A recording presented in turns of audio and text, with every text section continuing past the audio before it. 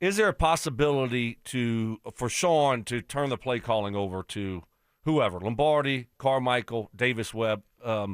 And I don't know if this would be the week because you have a bye after the Chiefs. So Right. you have the mini bye right now. Maybe you give it one more shot Right. and see if you can get it going. And then if it doesn't happen against the Chiefs, now you have a full bye to be able to take a step back and say, all right, we got to change something up here. Let me turn this over to whoever else. Right. And then you have the Commanders on the other side of the I bye. think that's fair. Give it one more chance here as we see it, as it's been going with Sean calling the plays. I would like the personnel groupings to not change so much, obviously. I mean, I've been talking about that for 2 years. So it just doesn't seem like it's working for this group. I agree with that, Stoke. I mean, I wholeheartedly agree with that. I think the other thing is, if you put a team in a position to struggle, don't be surprised when they struggle because you're kind of the dumbass that put them there. And if they can't handle all the personnel groupings, you're right, Mike. Listening to the mic, the field mics that picked that up, like there was frustration with personnel groupings coming in late. They talked about, and Sean talked about, hey, on Pump Pro, you can't come in late on this, that, and the other. You guys are the coaching staff. You guys are the ones that are sending in that personnel grouping or this personnel grouping or all those things that is creating, more confusion. And we saw that last night. And if that's what's holding you back from being decisive in what you're doing, I would much rather have a player that knows beyond the shadow of a doubt what that guy is going to do as opposed to going, okay, now what are we in? Now, okay, am I playing F or am I playing Z or am I where am I at now? Oh, do I got a motion here? Oh, I got to change my route because I go from the inside guy to the outside guy. So now I go from being the F to being the Z because of the motion. Like all those things. Stokley knows more about that than I know, but all those things change with the motions, the formations, the different personnel groupings. There's a lot on a lot of people's plates, and obviously we're not executing. Well, the fingerprints are all over what's going on with this offense right now, and certainly Sean needs to be a lot better. Bo needs to be a lot better. Don't hear it from me. Hear it from Kurt Warner. This was Kurt Warner an hour ago on Twitter commenting, quote, I know Bo Nix throws really well on the run, but I get anxious just watching him play. He's almost moving before he even hits the top of his drop, and for sure it helps him sometimes, but sure seems to hurt him way more often. He told me he likes playing with his feet moving, but I've always felt when feet are moving fast, mind is moving fast and tougher to slow it down. Either way, I feel he has to play slower and have more patience in the pocket. Well, hopefully that comes with experience, and as he gets more comfortable. He's still a young football player, a young quarterback. And lots going on. And hopefully things will start slowing down for him at some point. That's all you can hope for. If Kurt Warner talks about that, we've talked a lot about that over the last 2 years. His footwork, things being sped up, him not looking comfortable, those types of things.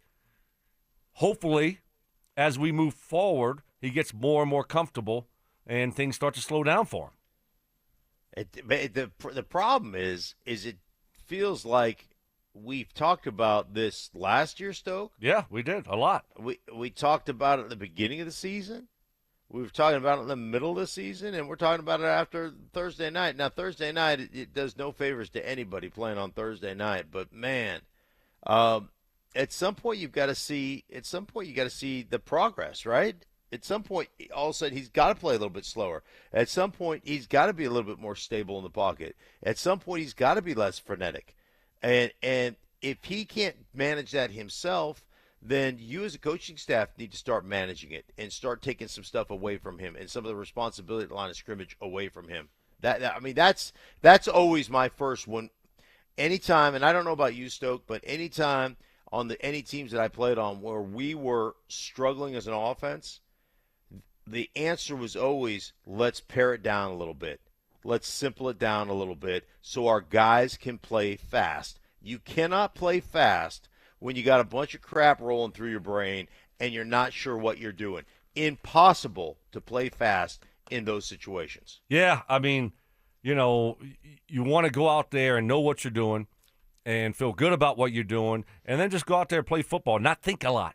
And sometimes when you have a lot going on and a lot of different things happening, you're overthinking things. And so, yeah, I mean, you got to try something if you're this offensive coaching staff, and simplifying things and maybe not doing as much stuff, personnel groupings, plays, those types of things. Hopefully that would help. But you got to try something different. You can't keep doing the same things because it hasn't been good enough, and it's not going to be good enough as you move forward. So you got to do something a little bit different. That third down call on the throwback where you're going to throw it, you want to talk about not having an identity. Your identity right now is, hey, maybe we can trick them and get a big play. And that to me is just horrendous. That was really, really bad. And so maybe that is the answer. Maybe that is just to step back and go, hey, man, let's put a different set of eyes on this. Let's put a different voice to the offense, and let's see what transpires. Well, that play, I've been pretty defending of Sean. That was just flat out dumb. I mean, that was idiotic, because that was actually a drive for the you got to run the ball crowd. They were running the ball really well on that drive. They started from their own 16, and save for a quick play action out to Prentice for 13 yards and a over the middle pass to Harvey for 7.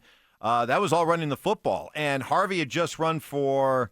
Let me see if I have this right here. Yeah, they had just run for 7 yards on 2nd and 8. It was 3rd and 1. Third and 1 at the Vegas 36. And at that point, I'm thinking, hey, you got 2 shots here. If you want to go for it on 4. I mean, you got 2 shots to gain a yard. You've been running the ball pretty well. I mean, I don't really trust the running game, but, at that point, it was in a pretty good groove. And that's when you decide to try to get cute. Yeah, that was dumb. And you lose 5 yards, and then you compound that bad play call with another mistake by trying to kick up, an 80-yard field goal. Which and thank goodness again, because you handed the ball to Vegas at the 49.